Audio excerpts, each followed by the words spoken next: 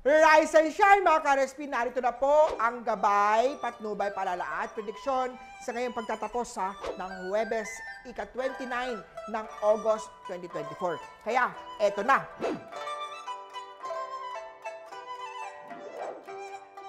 Para sa mga pinanganak ng Year of the Rat, make sure na may savings for emergencies. Iwasan ang pakikipag-deal sa mga tao nakikilala lamang sa social media. Blue at 8 ang swerte kay Year of the Rat. Iwasan madaya o mag-cut ng corner sa negosyo sa mga ox. Baka lalo mapahama ka dito. Pag-aralan ang mga galawan, lalo sa corporate world.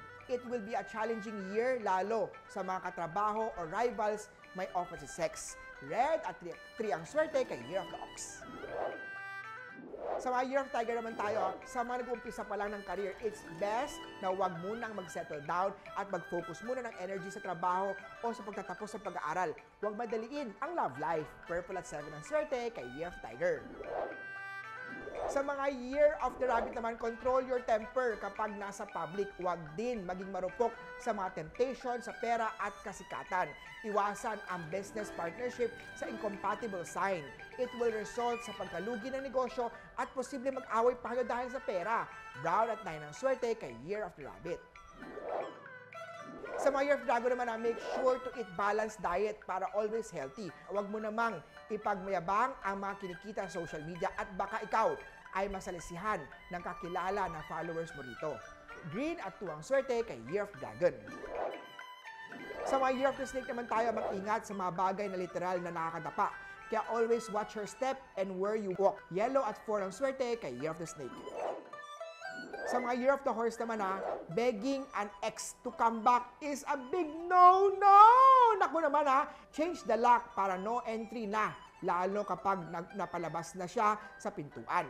Maraming choices para sa'yo. Magpagaling muna ng puso at iiyak mo ang sama ng loob. Pagkatapos ay mag-move on na. Destiny mo na makilala ang soulmate mo. Magpa-love tarot reading kay Master Hans. Gray at 7 ang swerte kay Year of the Horsey.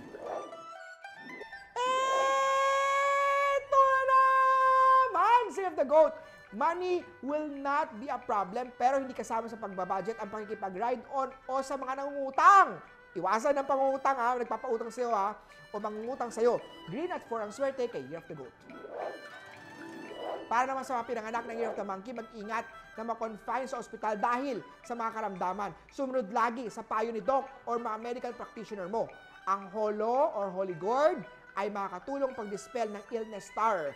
Blue at 3 ang swerte kay Year of the Monkey. Sa mga Year of the Rooster naman posible na may isa o dalawang incompatible sign sa team nyo. Nakakapagbagal yan ng pag-usad ng mga project.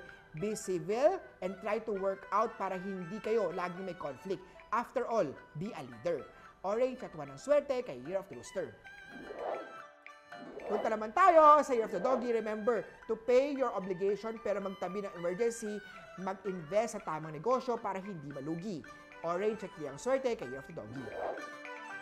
At sa pinakahuli naman, Year of the Piggy, mas lalong nagiging in love ang mga couples ngayong whether it's a new or old relationship na.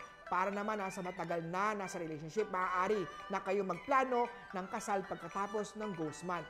Magpa-date selection ng wedding kay Master Hans Kua. Aqua at 3 ang swerte kay Year of the Piggy. Muli po, ito po yung mga gabay, patnubay, palala at prediction lamang ni Master Hans Kua. Nasa inyong mga kamay, nasa lalay ang inyong tagumpay. Kaya naman always be positive at i-claim ang mga swerte mga ka-RSP. Masuwerte umaga sa inyong lahat.